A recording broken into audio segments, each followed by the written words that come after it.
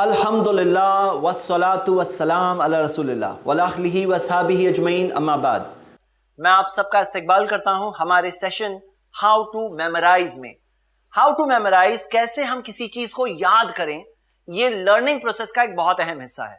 अगर कोई ये सीखना चाहता है तो यकीनन उससे पहले लर्निंग प्रोसेस को भी एक अच्छी तरह से सीखना चाहिए, जिसके ताल्लुक से बहुत अहम इंपॉर्टेंट टिप्स हमारे session on how to study effectively में आ चुके हैं। हम वो रिवाइज नहीं कर रहे हैं, हम यहां पर डायरेक्टली स्टार्ट कर रहे हैं ऑन हाउ टू मेमोराइज, कैसे हम किसी चीज को याद कर सकते हैं। कैसे याद करें, इसकी बहुत बड़ा फाउंडेशन कैसे सीखें उसमें आ चुका है। अगर सीखते टाइम पर जेन्युइन इंटरेस्ट है, जैसे कि हमारा पॉइंट था, अगर सीखते टाइम पर जैसे हमने बताया कि टीच एंड लर्न, सिखा सिखा के किसी ने सीखा है तो 90% रिटेंशन हो जाएगा। वो खुद एक लर्निंग है, वो खुद एक लर्निंग टिप था, लेकिन हमने उसे लर्निंग की स्पेशल लिस्ट में नहीं डाले, हमने उसे स्टडिंग की लिस्ट में डाले हैं। लर्निंग के प्रोसेस के ताल्लुक से जब हम बात करते हैं तो यहां मैं आपको एक फॉर्मूला देना चाहता हूं, एक फॉर्मूला जिसका नाम है विन, WIN कैप।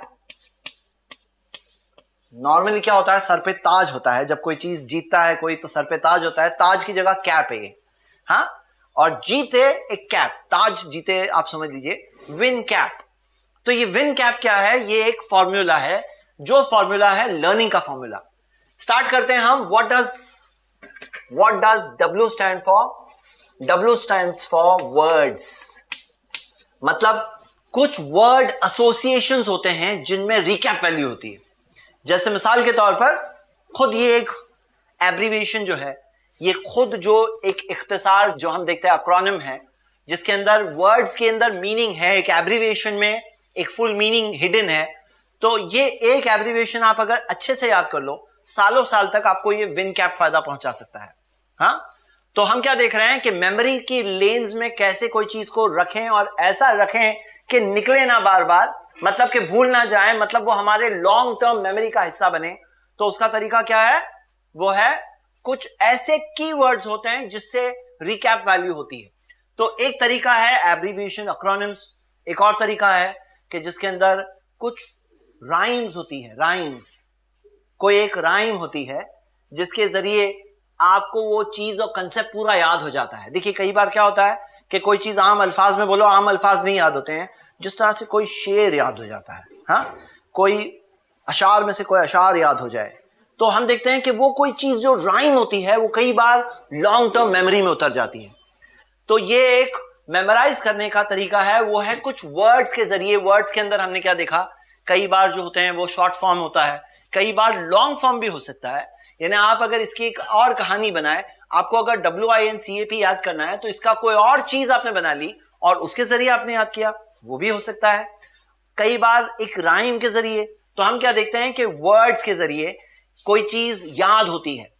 कोई ताज्जुब की बात नहीं है कि आप देखेंगे कि there are millions of people जिन्होंने फुल कुरान को बाय हार्ट किया है, लेकिन हम उससे इंस्पिरेशन क्या ले रहे हैं कि वर्ड्स के अंदर और खास तौर से राइमिंग वर्ड्स के अंदर कई बार एक मेमोराइजिंग की ज्यादा वैल्यू होती है, ज्यादा मेमोराइज किया जा सकता है। तो ये एक पार्ट हो गया वर्ड्स। Second part imagination. देखिए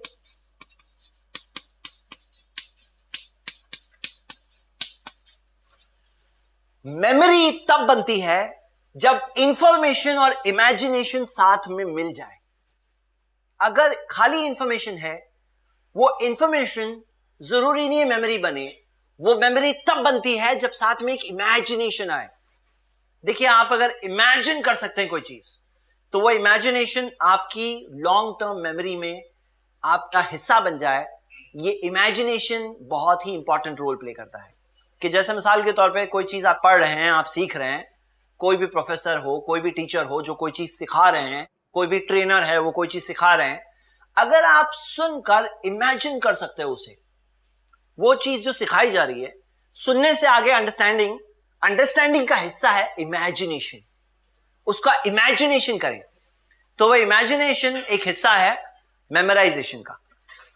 कैसे आप इमेजिन कर सकते हैं वो एक बहुत जरूरी बात है। जैसे मिसाल के तौर पर अगर आप किसी को देख रहे हैं, अब मैं चाहता हूं कि ये जो ब्रदर है, आपका नाम क्या है? आमिर शेख। आमिर शेख मुझे लाइफ टाइम याद रहे, तो मैं इनको इमेजिन करूंगा, हाँ, इमेजिनेशन में कनेक्ट करूंगा। इनका नाम आमिर, इनका इमेजिनेशन जहां कनेक्ट हो गया वहां पे वो चीज लॉन्ग टर्म मेमोरी का हिस्सा बनेगी।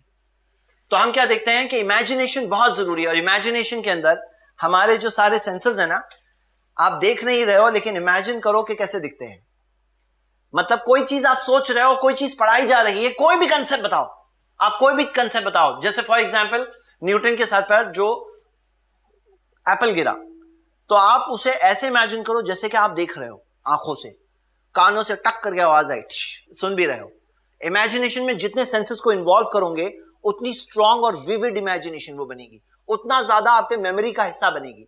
मतलब साउंड और साइट और कोई चीज स्मेल, हाँ, कि स्मेल, कोई चीज की स्मेल आप इमेजिन कर सकते हो, हाँ, तो वो स्मेल आपके इमेजिनेशन से मेमोरी में जा रही है। मतलब आप स्मेल को इमेजिन करो, आप साउंड को इमेजिन करो, आप टच को इमेजिन करो, आप वो फीलिंग को इमेजिन करो, वो इमेजिनेशन मेमोरी बन रही है। तो जितना आप विविडली इमेजिन कर सकते हो कोई चीज को, उतना अच्छी तरह से वो चीज आपके मेमोरी का हिस्सा बनेगी। ये एक बहुत इंपॉर्टेंट रूल है मेमोराइजेशन का। अगर आप चाहते हैं कि कोई चीज आपकी मेमोरी का हिस्सा बने, तो उसके अंदर आपकी इमेजिनेशन बहुत पावरफुल होनी चाहिए। जितनी पावरफुल इमेजिनेशन उतनी स्ट्रांग मेमोरी। हाँ, तो ये हो गया सेकेंड पॉइंट। थर्ड पॉइंट, और ये एक बहुत इंपॉर्टेंट रूल है, जो है बहुत एक अच्छा, बहुत ही हेल्पफुल रूल है। नंबर्स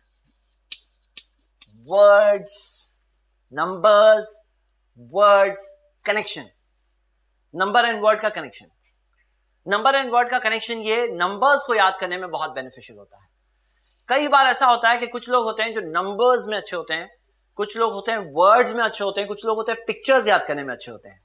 तो numbers, words which have picture memory, वो ऐसी चीज का कनेक्शन करना। जैसे मैं आपको एक बात बताता हूं, एक सीक्रेट है, हाँ, एक ऐसी सीक्रेट है कि जैसे मिसाल के तौर पर आप ये कई इस्लामिक स्पीकर्स में देख सकते हैं कि वो लोग कुरान की आयतें, हंड्रेड्स ऑफ आयतें रेफरेंसेस के साथ बहुत आसानी से बताते हैं। तो कुछ लोग सोचते भी आप कैसे ये याद करते हैं, लेकिन उसकी एक टेक्निक है। क्या टेक्निक है? कि नंबर्स एंड वर्ड्स का कनेक्शन क्रिएट करना, और ये टेक्निक यूज करके आप कोई भी नंबर बहुत आसानी से याद कर सकते हैं। क्यों? मैं आपको बताता हूं क्या कनेक्शन है। मैं आपको बताता हूं कि कुरान के अंदर 114 सुराज है। एक सुरा एक कुरान का चैप्टर है। कुरान 30 पाराज है, 30 पार्ट्स, उसके अंदर टोटल 30 पाराज में 114 सुराज हैं। हर सुरा का एक नाम है, यानी सिर्फ नंबर नहीं है, सुरा नंबर 1 2 3 ऐसे नहीं है, नाम है। तो क्या किया है कि नाम याद किया है। एक बार अच्छी तरह से याद कर लें, और मैं आप सबको भी एक सजेशन दूंगा, it will help you in your Quranic studies. Islamic studies में भी बहुत हेल्पफुल होगा, और आपके नंबर मेमोरी इंप्रूव करने के लिए भी बहुत अच्छा होगा। ओवरऑल मेमोरी प्रोसेस को भी इंप्रूव करने में अच्छा होगा कि आप अगर एक बार एफर्ट डालकर 114 का नाम याद करके नंबर से कनेक्शन जोड़ो। जैसे सूरा नंबर 1 सूरतुल फातिहा, सूरा नंबर 2 सूरतुल बकरा, सूरा नंबर 3 सूरा आल इमरान, सूरा नंबर 4 सूरा निसा, सूरा 5 सूरा मायदा, सूरा 6 सूरा अनाम, सूरा अराफ, सूरा 7 सूरा 8 सूरा अनफाल, सूरा 9 सूरा तौबा, सूरा 10 सूरा यूनुस, सूरा 11 सूरा हूद, सूरा 12 सूरा यूसुफ। तो पूरा 114 तक एक बार याद कर लिए। अब आप अगर 74 बोल रहे हो तो मुझे पता है ये मुद्दस्सिर है, हाँ। आप 36 बोल रहे हो तो मुझे पता है यासीन है। तो अगर मुझे याद करना है 3638, तो मैं यासीन और सौद बोलूंगा, तो यासीन एंड सौद से 3638 याद हो रहा है। तो नंबर और मेमोरी का जब कनेक्शन जुड़ता है, तो कोई होता है जो नंबर में अच्छा है, कोई होता है जो वर्ड्स में अच्छा है, लेकिन वो वर्ड्स की मेमोरी नंबर से रिकॉल होती है, वर्ड से नंबर की मेमोरी रिकॉल होती है। और इमेजिनेशन से, जैसे फॉर एग्जांपल सूरह नहल सूरा 16 वर्स नंबर 125, हाँ, अगर मुझे याद करना है तो नहल बी और 125 नंबर की आयत, तो मैं इमेजिन कर रहा हूं एक बी है जिसपे 125 लिखा हुआ है नंबर। जैसे होता है ना क्रिकेट के प्लेयर्स या फुटबॉल प्लेयर्स होते हैं, पीछे लिखा होते हैं नंबर्स, तो बी के पीछे 125 नंबर लिखा हुआ है। तो ये पिक्चर अभी मेमोरी बन गई। तो हम क्या देखते हैं कि वो नहल यानी बी, शहद की मक्खी, हाँ, ये नंबर, वर्ड और जो वो कंसेप्ट है, जो पिक्चर है, उसको इमेजिनेशन से एक बहुत ही अच्छा प्रोसेस पैदा होता है जिससे आप नंबर्स मास्टर कर सकते हैं इंशाल्लाह। उसी तरह यहां पर ये इमेजिनेशन का हिस्सा है, ये भी एक इमेजिनेशन का हिस्सा है। तो WIN वर्ड्स, इमेजिनेशन, नंबर्स, ये मेमोरी के अंदर कैसे डालें वो बात हो रही है। डोंट फॉरगेट कि सिर्फ मेमोरी नहीं है, एजुकेशन का प्रोसेस इतना स्ट्रांग होना चाहिए कि वहीं से स्ट्रांग मेमोरी क्रिएट हो जाती है। लेकिन फिर भी मेमोरी में डालना है तो हम ये फॉर्मूला 6 पॉइंट्स का यूज कर रहे हैं इंशाल्लाह। फर्स्ट पॉइंट क्या है? वर्ड्स। सेकंड पॉइंट इमेजिनेशन, सारे सेंसेस को यूज करो। नंबर 3 नंबर्स, हाँ, विन। अब आते हैं कैप पर। ये ताज नहीं है, ये क्या है? कैप है, टोपी है। ओके, तो कैप के अंदर सी कनेक्शन, हाँ, कनेक्शन। आप जो कुछ याद कर रहे हो, अगर आप एक पॉइंट को दूसरे पॉइंट से कनेक्ट कर सकते हो तो ये स्ट्रांग मेमोरी क्रिएट होती है।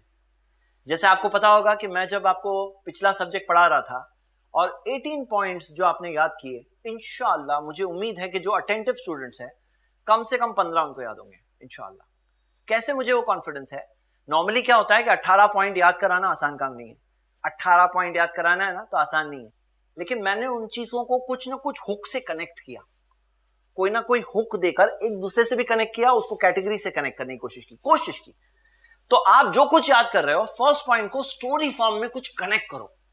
जहां पे आपका एक पॉइंट सेकंड पॉइंट से कनेक्ट होता है और सेकंड थर्ड से कनेक्ट होता है, तो जैसे अलग अलग मोती पड़े हो, एक एक को ढूंढ ढूंढ के पकड़ना है तो मुश्किल काम है, लेकिन सब एक ही जब नेकलेस में पुराए गए हैं, हाँ, उसी के अंदर एक धागे के अंदर हैं, तो एक मिल गया तो दूसरा भी मिल जाएगा, सब एक के बाद एक आसानी से मिल जाएंगे। तो ये मेमोरी इस तरह से होती है, वो है कनेक्शन। तो कनेक्शन जोड़ना, जैसे हमने कैसे कनेक्शन जोड़ा? पहले कनेक्शन जोड़ा बिफोर, ड्यूरिंग, आफ्टर। बिफोर मिल गया तो ड्यूरिंग भी मिल जाएगा, आफ्टर भी मिल जाएगा। आपको सिर्फ बिफोर याद आ जाए तो ड्यूरिंग और आफ्टर भी याद आ जाएगा, ऑलवेज भी याद आ जाएगा। Before, during, after, always. तो हमने क्या किया? उसको कनेक्ट किया। वो कनेक्ट करने से स्ट्रॉन्ग मेमोरी पैदा होती है। आप जो सब्जेक्ट स्टडी कर रहे हो उसके अंदर कुछ अगर आप लॉजिकल कनेक्शन, चाहे लॉजिकल हो जाए या कभी कभार कम भी हो जाए, लेकिन कनेक्ट हो जाए, कैसे भी कनेक्ट हो जाए, एक का ताल्लुक दूसरे से जाकर जुड़ जाए, अगर आप इस तरह से कनेक्ट कर लोगे तो ये आपकी मेमोरी का हिस्सा बनेगी इंशाल्लाह। ये हो गया हमारा फर्स्ट पॉइंट, कैप के अंदर connection. Second point association. Association ये क्या है? देखिए, हमारी मेमोरीज इस तरह से काम करती है कि आपको कोई चीज किसी और चीज से एसोसिएट करेंगे तब जाकर वो स्ट्रांग मेमोरी पैदा होती है। याद रखिए, ये सब एसोसिएशंस है। एसोसिएशंस का मतलब कोई ना कोई हुक से कनेक्टेड है। ये ऊपर थे, ये पानी बह रहा था, ये चाचा हमारे साथ थे, ये हम लोग पी रहे थे, ये सारी जो चीजें हैं ना, खाली एक मेमोरी को ऐसे ही छोड़ दो ना लावारिस, वो मेमोरी लावारिस मेमोरी चले जाती है। वही मेमोरी रहती है जिसका कोई कनेक्शन हो, कहीं ना कहीं कनेक्शन हो। कनेक्शन क्या है? टाइम से हो सकता है, प्लेस से हो सकता है, पर्सन से हो सकता है, चाचा मामा, हाँ, हमारे दिल की फीलिंग से हो सकती है। वो दिन मैं बहुत सैड था तब ये हुआ था, वो दिन मैं बहुत खुश था तब ये हुआ था, वो दिन मैं बहुत लेजी था तब ये हुआ था। कोई फीलिंग से कनेक्ट होती है, कोई चीज से कनेक्ट होती है, कोई कलर से कनेक्ट होती है, कोई स्मेल से कनेक्ट होती है, कोई साइट से होती है, कोई साउंड से कनेक्ट होती है। कुछ ना कुछ एसोसिएशन से वो मेमोरी बनती है। कोई चीज मेमोरी कैसे बनती है? उसका कुछ ना कुछ हुक होता है, कुछ ना कुछ कनेक्शन होता है। यहां तक कि मैं आपको बताऊं, मेमोरी की एक बहुत ही अच्छी टेक्निक है, एक टेक्निक है कुछ याद करने की। जैसे फॉर एग्जांपल, आपको अपना घर याद है? हाँ, आपके घर में, आपके बेडरूम में, आप जो रूम में सोते हो, वहां पर क्या क्या है याद है? ठीक है, सब सिस्टर्स को भी याद होगा, कुछ ना वो याद है आपको? ओके, अभी आपको ये याद होगा, कुछ नहीं तो क्लासरूम तो याद ही होगा। आप एग्जाम देने गए हो, कहीं याद है? अब हर चीज से कोई ना कोई चीज को कनेक्ट करो, एसोसिएशन क्रिएट करो। ये एक जबरदस्ती वाला मामला है। एक होता है खुद से एसोसिएशन है, जैसे उन्होंने कहा ना, बह रहा था पानी, चाचा थे साथ में। देखो, मुझे इतनी देर में याद नहीं क्योंकि वो मेरा कनेक्शन नहीं, उन्होंने कनेक्शन जोड़ के रखा है। तो एक चीज होती है कि कनेक्शन था पहले से, एक होता है जबरदस्ती का कनेक्शन। मालूम है, जबरदस्ती कनेक्शन भी चलते हैं।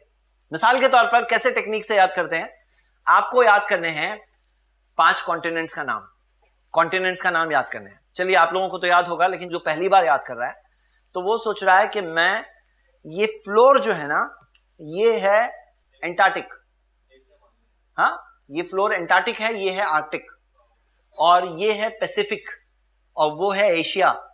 यानी आप ये वॉल को देखो, ये पैसिफिक है, इसको कनेक्ट कर दिया पैसिफिक से, इसको कनेक्ट कर दिया कोई चीज से, और इस तरह से अलग अलग ऑब्जेक्ट्स को अलग अलग चीजों से कनेक्ट कर दिया। तो आप अगर मान लो मिसाल के तौर पे स्टूडेंट बैठ के लिख रहा है, उसको याद करना है, तो उसने इसको कनेक्ट किया एंटार्क्टिक से, उसको कनेक्ट किया आर्कटिक से, उसको कनेक्ट किया पैसिफिक से, उसको कनेक्ट किया एशिया से। बात यहां यह है कि आप कनेक्ट कर सकते हैं चीजों को विथ एसोसिएशन। जैसे मिसाल के तौर पे आपके घर में आपका एक स्टडी टेबल है, स्टडी टेबल में टेबल से कोई चीज को कनेक्ट कर रहे हैं, ग्लास को कोई चीज से कनेक्ट कर रहे हैं, पेन को कोई चीज से कनेक्ट कर रहे हैं, वो pain is connected to something else. इस तरह से बड़े बड़े सब्जेक्ट्स भी याद हो जाते हैं। एक जगह को जबरदस्ती कनेक्ट करो कोई चीज से, हाँ, तो ये एक तरीका है to do it, association. First क्या है? कनेक्शन। कनेक्शन क्या था?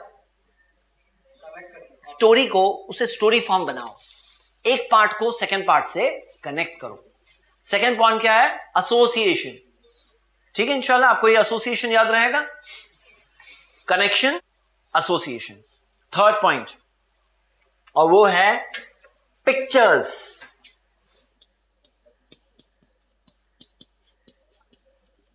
एक होते हैं विजुअल लर्नर्स, लेकिन नॉर्मली भी अगर आप वर्ड्स के साथ पिक्चर्स को यूज करें, आपकी मेमोरी 2x डबल स्पीड पे चलती है।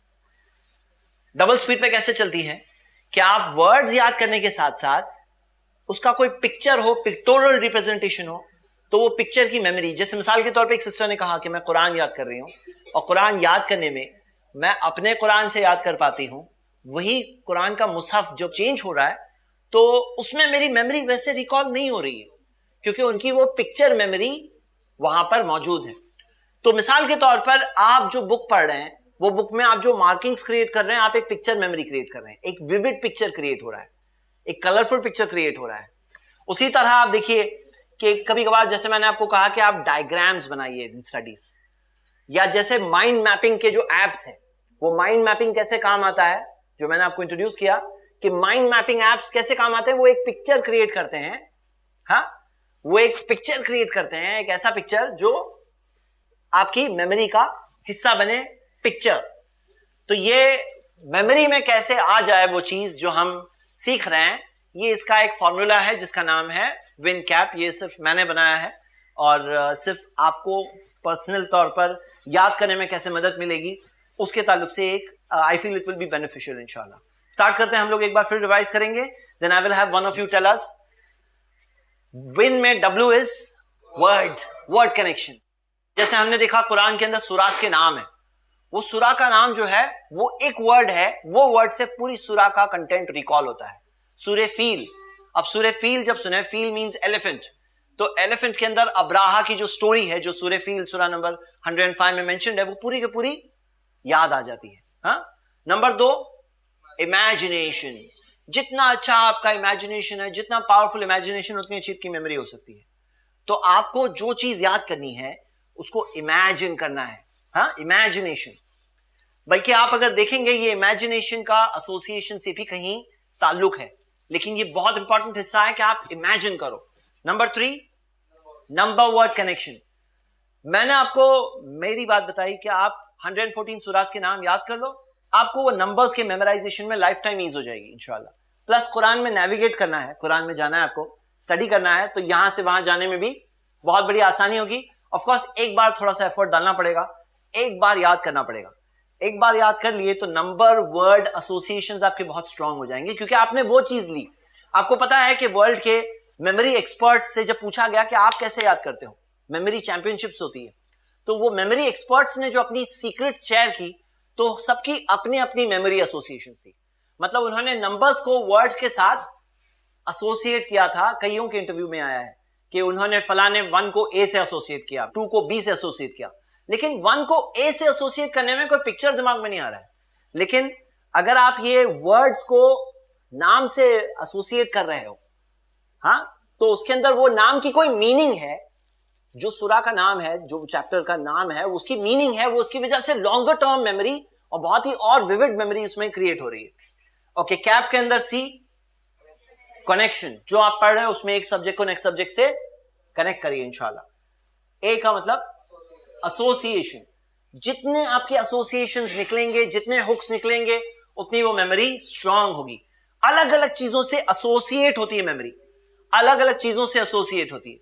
मिसाल के तौर पर जब हम लोग यहां बात कर रहे हैं और मैं आपको ये बता रहा था ना कि बिफोर, ड्यूरिंग, आफ्टर, ऑलवेज, तो ये जो जगह पे मैं कर रहा था सेम जगह पर, यहां से भी मेमोरी एसोसिएट हो रही थी, यहां से भी मेमोरी क्रिएट हो रही थी। आपको पता है ये एसोसिएशन जितने आपके स्ट्रांग होंगे ना, जब मैं बोल रहा था कि सुनना है, ये एसोसिएशन हो रहा है, सुनकर, हाँ, सोचकर, लिखकर, तो ये जो जेस्चर आ रहा है ये एसोसिएशन क्रिएट हो रहा है। इसी वजह से जितने हमारे सेंसेस वहां पे होते हैं एक्टिव, उतना आप एसोसिएशंस क्रिएट कर सकते हैं। स्मेल, साउंड, हाँ, कैसा साउंड आया था जब, तो ये सारे साउंड्स, ये सब भी एसोसिएशन होते हैं। जितनी हमारी मेमोरी लेन्स में से चीजें निकलेगी, कोई ना कोई हुक है। जैसे मिसाल के तौर पे कोई अगर मान लो पांव के कदम होते हैं ना, दिखते हैं, या यहां से ब्रेड कॉर्न लेके गया तो ब्रेड के क्रब्स मिल रहे हैं, ब्रेड का वो मिल रहा है, या कोई चीज है तो उसका लिक्विड लगा हुआ है, ऑयल कहीं से टैंकर में से निकल रहा है, वो ऑयल का ट्रेल पूरा लगा हुआ है, वो ट्रेल ओरिजिनल तक लेके जाता है। उसी तरह हमें कोई चीज मेमोरी तक पहुंचाने में ऐसे स्टेप्स होते हैं जो हमें वहां तक लेके जाते हैं।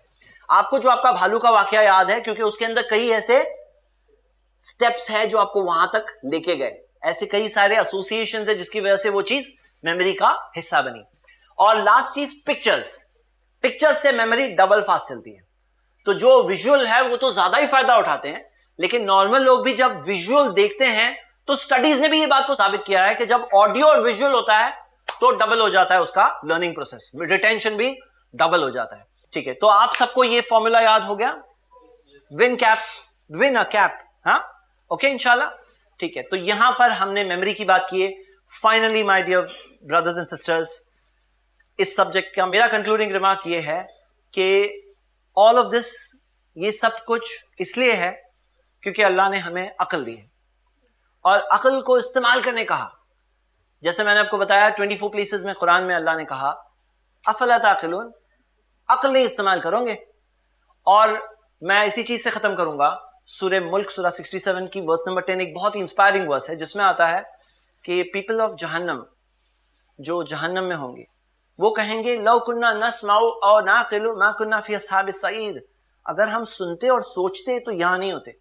मतलब वो सुनते नहीं थे, नॉलेज नहीं एक्वायर करते थे। जो सुनना एक प्रोसेस है नॉलेज का, सीखते नहीं थे वो, सोचते नहीं थे वो। सोचते अगर रियलिटीज ऑफ लाइफ के बारे में सोचते, असल जिंदगी के बारे में सोचते, जिंदगी से हासिल क्या करना है वो सोचते, तो अगर वो सुनते और सोचते तो वो अफसोस कर रहे हैं कि अगर हम सुनते और सोचते तो यहां नहीं होते, मतलब सोचते नहीं थे। तो आप अपने माइंड्स को यूज करें for benefit of people, for becoming beneficial for yourself, आपकी खुद की जिंदगी के लिए, for doing something, achieving something, कोई एक ऐसी चीज जो आप हासिल करें। कई बार क्या होता है कि एक शख्स में एक पोटेंशियल होता है जो उसे अल्लाह ने दिया और he is not using that potential.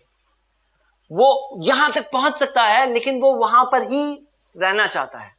तो वी से कि नहीं, go ahead, seek the best for this world and for the life to कम।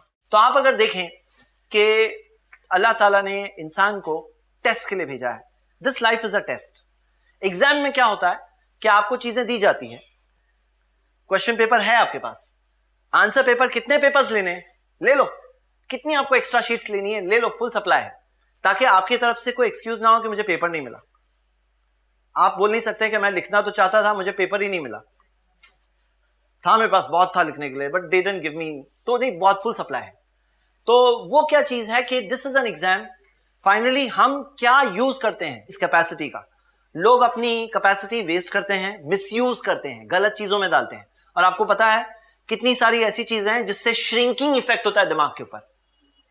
दिमाग श्रिंक होता है, दिमाग की जो कैपेसिटी है वो वेस्ट होती है, डिस्ट्रॉय होती है, डिस्ट्रॉय।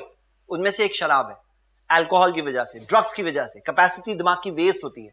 उसी तरह से म्यूजिक की वजह से, जो मैं आगे प्रूफ करूंगा आगे विद प्रूफ। हाँ, तो ये जो चीजें हैं ना, जो कैपेसिटी को श्रिंक करती है, खराब करती है, वो चीजें हमें उससे बचकर उसको बेस्ट यूज करना चाहिए। बल्कि हमारा एक सब्जेक्ट आने वाला है कि how to control your mind, तो उसके अंदर हम माइंड के कैपेबिलिटीज के ताल्लुक से बहुत सारी बातें इंशाल्लाह करेंगे। बट आपके सवाल का यही जवाब है कि this is a test, exam है। फाइनली मिसाल के तौर पे कोई एक शख्स होता है जो बहुत पावरफुल है, बहुत ताकत है उसके पास, कोई है जो किंग है, उसके पास आर्मीज है, बहुत ताकत है, और कोई है जो गरीब है, हाँ, कोई है जो अपाहिज है। तो अब यहां सवाल यह है कि भले ही अलग अलग कैपेबिलिटीज है, the judgement will be according to the exam. आपका एग्जाम अलग है, मेरा एग्जाम अलग है, लेकिन जजमेंट फेयर होना चाहिए। अगर एक रेस हो जिसमें एक पांव वाला भाग रहा है, जिसके पांव दोनों फिट है, और एक वो शख्स है जो थोड़ा सा लिम कर रहा है, तो we will give him lot of lead कि भाई तुम इतना ही भाग लो, तुम्हारे लिए यही रेस है। तो different people have different exams. हर साल क्वेश्चन पेपर सेम नहीं आता एग्जाम में, लेकिन जजमेंट फेयर होना चाहिए। तो यहाँ पे सबका एग्जाम अलग है। कोई जो 10% तक जाएगा, कोई हो सकता है उससे आगे भी जा सकता था लेकिन नहीं गया। तो this is only so that एक चीज इंसान के पास है, रिसोर्सेज है दुनिया में, बहुत सारे रिसोर्सेज है। आपको पता है, मैं आपको एक मिसाल देता हूं, स्पेस जगह। मैंने कैलकुलेशन किया कि पूरी दुनिया में जितने 7.5 बिलियन लोग रहते हैं, 7.5 बिलियन यानी कि कितने 750 करोड़ से ज्यादा लोग रहते हैं। अगर सारे के सारे 750 करोड़ लोग अगर तमिलनाडु में होते, तमिलनाडु स्टेट है ना, पूरे 750 करोड़ लोग अगर तमिलनाडु में आ जाए तो पता है एक एक को कितनी जगह मिलेगी? जो कैलकुलेट किया ना, तो कितने स्क्वायर फीट मिलेंगे? I was surprise. मैं चाहिए तो नेक्स्ट सेशन में आप लोगों को विद फिगर्स दूंगा। यानी कि एक एक को अराउंड 400-500 स्क्वायर फीट मिलने वाली है। पूरी दुनिया खाली है, सब पूरी दुनिया तमिलनाडु में है, और एक एक को इतने स्क्वायर फीट का प्लॉट मिलेगा, एक एक आदमी को। इतनी जगह है जमीन में, फिर भी हमें कहा जाएगा कि नहीं बहुत कम जगह है, क्योंकि मैन ग्रीडी है। दिया तो अल्लाह ने बहुत है, दिमाग भी बहुत दिया है, जगह भी बहुत दी, खाने का भी कितना इंतजाम किया। अगर आप देखेंगे ना, दुनिया में इतना खाने का इंतजाम है, लेकिन मैन की सेल्फिशनेस बहुत बड़ा प्रॉब्लम है, जिसकी वजह से दुनिया भर में प्रॉब्लम्स क्रिएट हो रहे हैं। बस यही बात है, इट्स ऑल एन एग्जाम। अच्छा, गौर करोगे कुरान और हदीस से, प्रॉफेट मोहम्मद सल्लल्लाहु अलैहि वसल्लम और उनके कंपेनियंस, उनकी लाइफ से अगर देखें, ये सब्जेक्ट के ताल्लुक से स्टडी करें, तो क्या इंस्पिरेशन हमें मिल सकती है। मैं आपको कुछ बातें दूंगा, टिप्स। मिसाल के तौर पर बद्र की जंग हुई। बद्र की जंग के अंदर जो लोग लड़ने आए थे मक्का से, इनको क्रश करने आए थे, मारने आए थे, खत्म करने आए थे, लेकिन क्या हुआ कि जंग वो लोग हार गए और उनमें से कई कैदी पकड़े गए। मुस्नद अहमद में सही सनद से हदीस मिलती है कि नबी सल्लल्लाहु अलैहि वसल्लम ने वो कैदियों को ऑफर दिया, अय्युअल्लिमु औलाद अल अंसार अल किताबता, कि अंसार के बच्चों को लिखना पढ़ना सिखाओ। अंसार जो थे मदीना के रहने वाले, उनके बच्चे, वहां पे एजुकेशन बहुत कम थी, लिटरेसी कम थी। तो नबी सल्लल्लाहु अलैहि वसल्लम ने कहा कि तुम लोग यहाँ के बच्चों को, इतने बच्चों को पढ़ना लिखना सिखाओ, और फिर तुम इतने बच्चों को पढ़ा लिए तो फ्री। अब यहां क्या था कि वो लोग तो मारने आए थे, उनको बना दिया नबी सल्लल्लाहु अलैहि वसल्लम ने टीचर। हाँ, मतलब इमेजिन करो, दुश्मन को बना दिया टीचर, कहा तुम टीच करो। तो यहां क्या हम देख रहे हैं, एक बहुत इंपॉर्टेंट चीज सीख रहे हैं अबाउट सीकिंग बेनिफिशियल नॉलेज। और यहां तक कि एक दूसरे रिलीजन के थे, लेकिन उनके पास से भी ये चीज जो उनके पास है सीखो। उसी तरह आप देखिए कि कुरान के अंदर हल यस्तविल लदीना यालमूना वल लदीना ला यालमून, सूरा 39 वर्स 9, सूरह जुमर, इसमें आता है कि कहो क्या वो लोग जो जानते हैं और जो नहीं जानते, क्या वो एक जैसे होते हैं? तो आप देखिए कि कुरान के ये सारे वर्सेस जो इंस्टिगेट करते हैं, इंस्टिगेट मैं कह रहा हूं, सूरह आल इमरान की आयत नंबर 190, सूरा नंबर 3 वर्स नंबर 190, इसमें आता है कि कहो इन्ना फी खल्क़िस समावाति वल अर्द वख्तिलाफ़िल लैली वन नहार, आसमान और जमीन के क्रिएशन में, रात और दिन के ऑल्टरनेशन में, ला आयातुल ली उलिल अलबाब, सोचने वालों के लिए निशानियां हैं। तो यहां क्या है, बैठ के सोचो, सोचने वाले के लिए कुछ है उसमें, सोचो तुम क्रिएशन ऑफ द यूनिवर्स के बारे में सोचो, आसमान रात और दिन जो हो रहा है उसके बारे में सोचो। तो कई बार आप देखेंगे, जो मैंने बीच में भी कहा था, कि ऐसे कई चीजों में इंस्टिगेट किया गया है। कोई ताज्जुब की बात नहीं कि जब मुस्लिम्स ने कुरान को स्टडी किया, तो आप देखोगे right from the time of नबी सल्लल्लाहु अलैहि वसल्लम, सहाबा, उनके अंदर वो स्पिरिट ऑफ स्टडी। नबी सल्लल्लाहु अलैहि वसल्लम ने ज़ैद बिन साबित को कहा था कि लैंग्वेज सीखना है, उन्होंने एक लैंग्वेज विद इन 1 वीक सीखी। वाई? सो दैट वो लैंग्वेज के अंदर कम्युनिकेशन किया जा सके। तो जो कम्युनिकेशन, जो नॉलेज का स्पिरिट था, जो उन्होंने बताया, ऑफ कोर्स उनका फोकस बहुत क्लियर था कि सबसे इंपॉर्टेंट नॉलेज सबसे पहले सीखना है, which is knowledge of our life, knowledge of our creator, हमारे क्रिएटर के बारे में, हमारी जिंदगी के बारे में, जिंदगी के मकसद के बारे में। उन्होंने सबसे पहले वो सीखा जो सबसे इंपॉर्टेंट नॉलेज है, लेकिन वहीं पे नहीं रुके, वो सारा बेनिफिशियल नॉलेज हासिल करने का स्पिरिट था।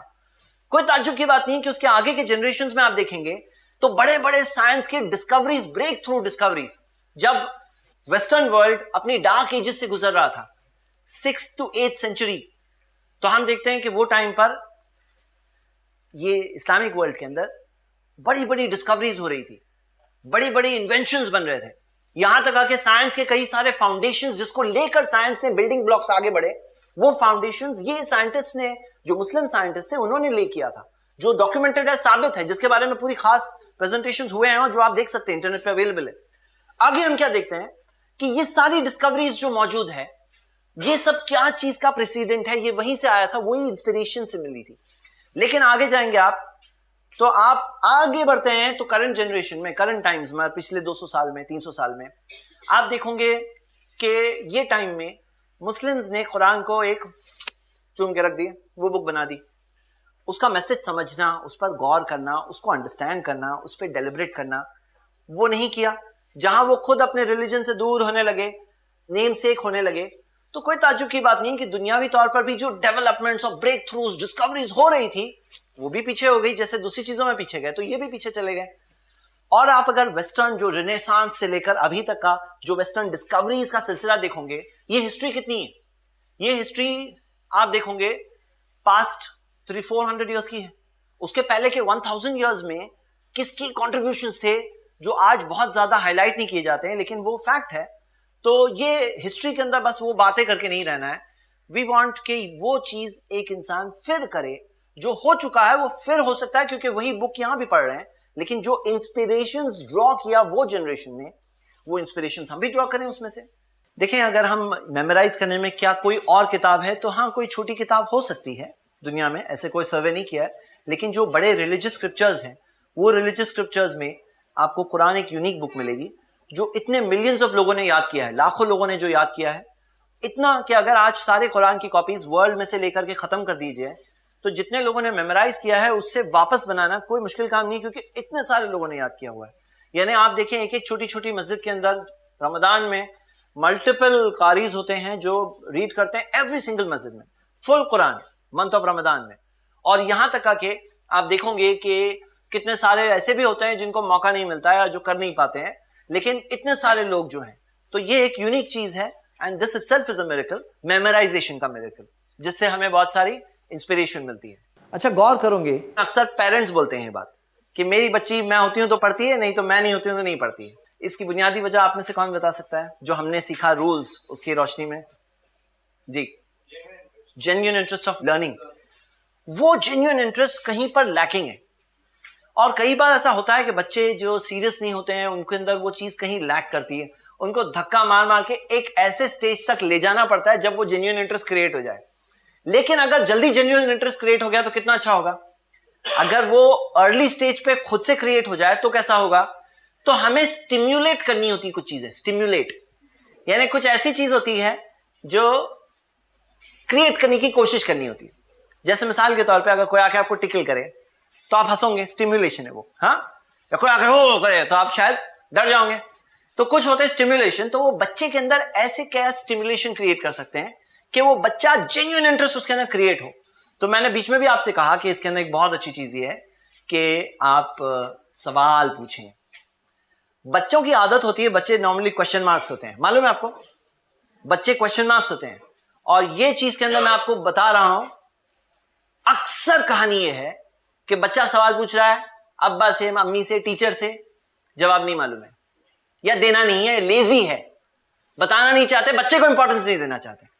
और होता क्या है कि बच्चे को जवाब नहीं देते, बोले मत पूछो ये सब, क्या सवाल पूछते रहते हो, क्या पूछते रहते हो, बंद करो। फिर एक टाइम आता है कि वो जो नेचुरल क्यूरियोसिटी थी वो दब दब के फाइनली खत्म हो जाती है। फिर वो बन जाता है धक्का मार के पढ़ रहा है। वो चीज को खत्म नहीं करना चाहिए। मालूम है क्या करना चाहिए? जवाब नहीं मालूम है ना, तो क्या करना चाहिए? जवाब नहीं मालूम है, क्या करना चाहिए? हाँ, मुझे नहीं मालूम है बेटा इसका जवाब, मैं मालूम करके बताऊंगा। या आपकी अम्मी को पूछो, हाँ, फादर को पता नहीं है तो, या आपकी टीचर को जरूर पूछना, मुझे भी बताना, पूछ के मुझे भी बताना। तो बच्चे के अंदर हो जाए, अच्छा मैं भी अब्बा को बताऊंगा। हाँ, तो ये जो चीज है ना उसको किल नहीं करना चाहिए। हमारे यहाँ क्या होता है ना, एजुकेशन प्रोसेस है ना रस्मी है। पता है आपको व्हाट इज एजुकेशन? क्या वो डिग्री का नाम है? स्किल, नॉलेज, वो नॉलेज साइड पर, बस प्रोसेस है। प्रोसेस से गुजारो बच्चे को, स्कूल में भेजो। हाँ, लोग क्या कहेंगे?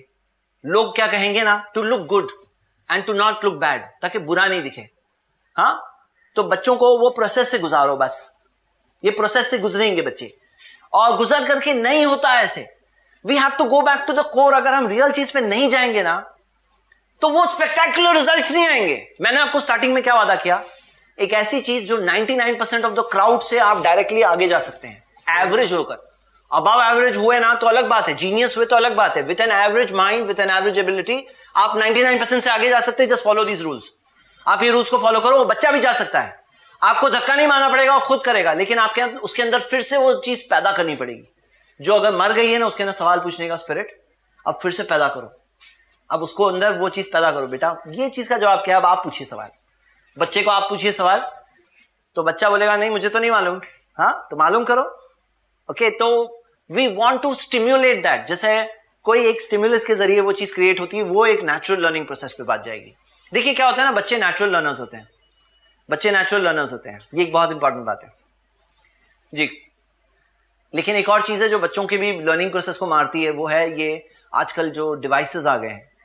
हाँ, जो डिवाइसेस आ गए हैं और जो डिवाइसेस का नुकसान हो रहा है बच्चों के लिए। ऑफ कोर्स वो डिवाइसेस का अच्छा यूज भी हो सकता है, लेकिन लार्जली क्या हो रहा है कि वो गेम्स, हाँ, वो यूजलेस किस्म की कार्टून्स, कोई यूजफुल भी हो सकती है लेकिन अक्सर यूजलेस किस्म की कार्टून्स, वो चीज से क्रिएटिविटी अफेक्ट हो रही है। सर्वेज में ये बात आ चुकी है, स्टडीज में ये बात आ चुकी है। अच्छा, गौर करोगे रिस्पेक्टिंग द बुक के अंदर, देखिए कहीं पे कुछ एग्जैजरेशंस होते हैं। जैसे मिसाल के तौर पर अगर मैं अपनी बुक को कैरी कर रहा हूं और ले जा रहा हूं, मैं पढ़ रहा हूं, तो अगर मैं रख दूं कहीं पर सेफ, तो वो बुक जो मैं स्कूल की बुक, कॉलेज की बुक, स्टडीज की, एजुकेशन की बुक्स की बात कर रहा हूं, तो वो बुक्स को अगर मैं रख दूं, नहीं पढ़ूं, सेफ तो रहेगी, लेकिन उसके अंदर वो बात, वो यूज, वो इज्जत, वो रियल इज्जत तक वो बुक नहीं पहुंच पाई जो हम पहुंचाना चाहिए। तो रस्म से रियलिटी तक, ये हमारे पूरी ट्रेनिंग का एक कोर है। From ritual to achievements, real learning, ये बहुत जरूरी है।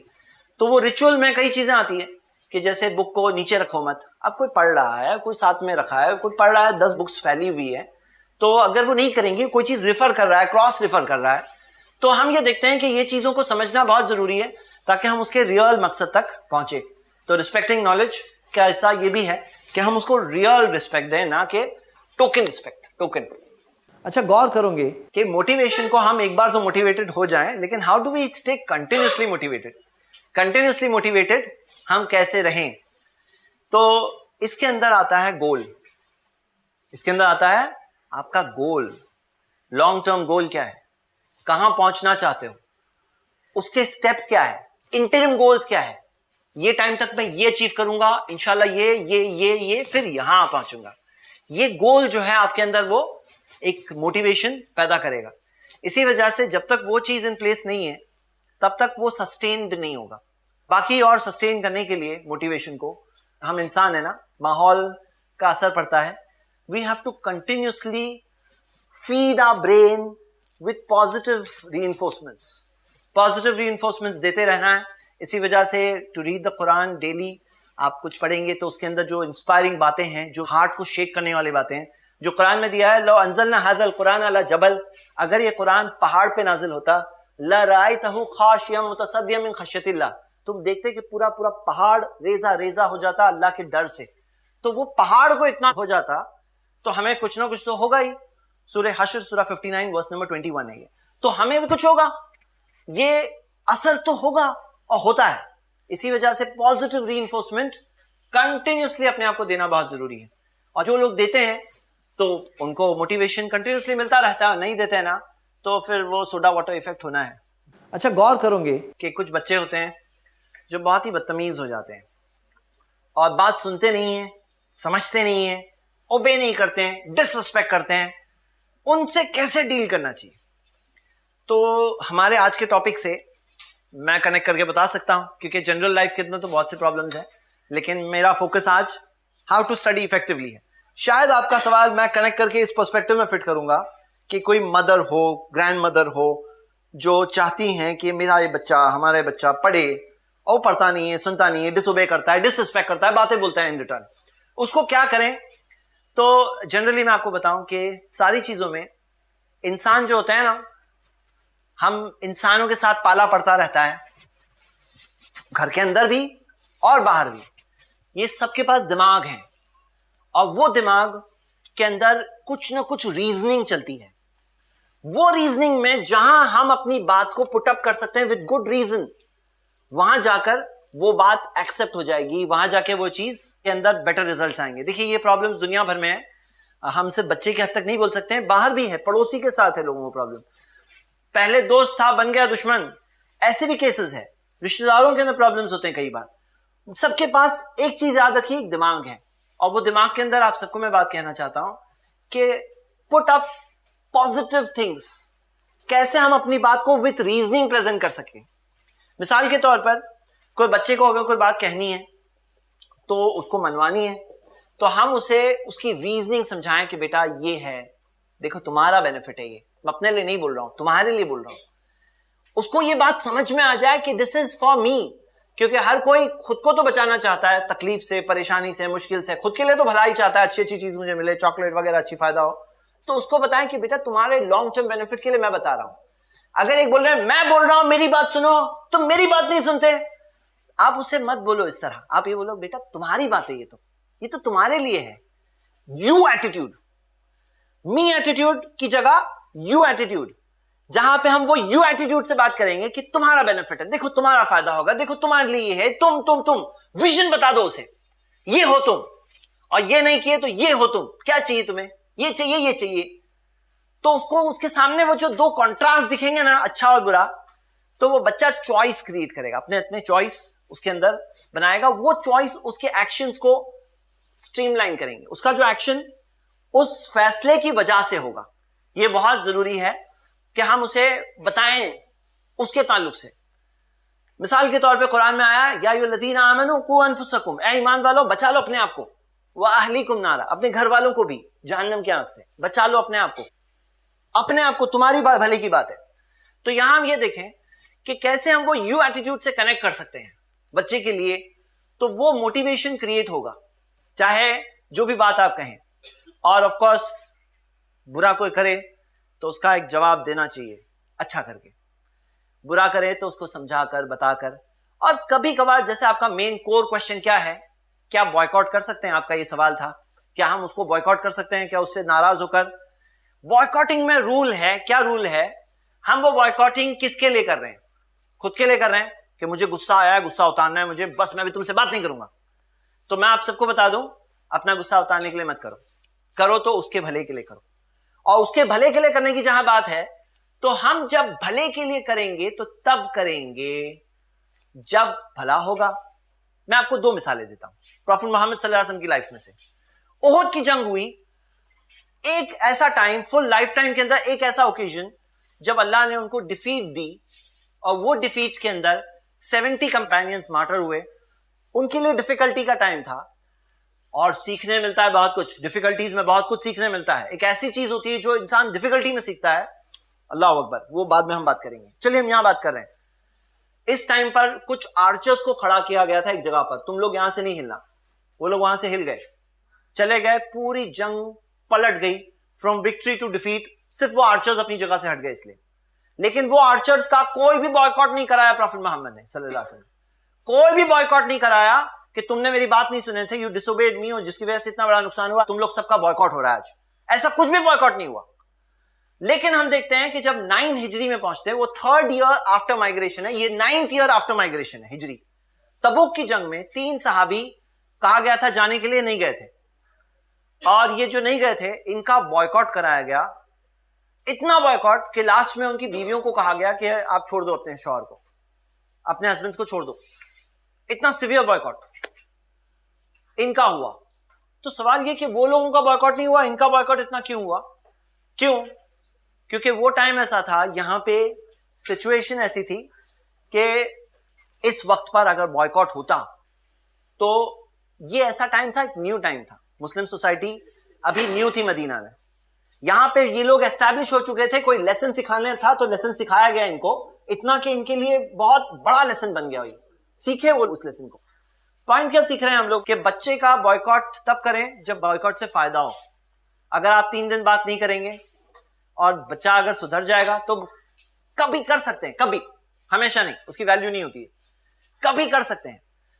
लेकिन अगर मान लो कि आप बॉयकॉट कर रहे हैं और बच्चा और बगावत पे उतर आया, बोले अभी मैं तो जा रहा हूं, फ्री हो गया मैं तो, जैसे मान लो नेक लोग थोड़े से हों और वो बुरे लोगों का बॉयकॉट कर दे, तुम लोग सबका हम लोग बॉयकॉट कर रहे हैं, तो क्या होगा, उल्टा खुद का बॉयकॉट हो गया ना। लेकिन अगर नेक लोग ज्यादा हो और कोई बुरा बन रहा है तो देखो तुम बुरे बनोगे ना, तुम्हारा हम लोग बॉयकॉट करेंगे, तो ये बॉयकॉट का असर होगा। तो बॉयकॉट का कायदा यह है कि तब बॉयकॉट करो जब उसका असर हो, उसका असर नहीं है तो मत करो। और खुद की ईगो को फीड करने के लिए मत करो कि मुझे गुस्सा आ गया इसलिए, नहीं, गुस्से के लिए मत करो, सामने वाले के लिए करो, टू बेनिफिट हिम, उसको फायदा पहुंचाने के लिए करो। ये एक बहुत इंपॉर्टेंट कायदा है हमारे लिए। तो हमने आज जो सीखा उसे कैरी फॉरवर्ड करें आगे इंशाल्लाह। एजुकेशन, नॉलेज, मेमोराइजेशन इंशाल्लाह। अस्सलाम वालेकुम रहमतुल्लाह। सुब्हानकल्लाहुम्मा बिहम्दिका व अशहदु अल्ला इलाहा इल्ला अंता व अस्तगफिरुका व अतूबु इलैक।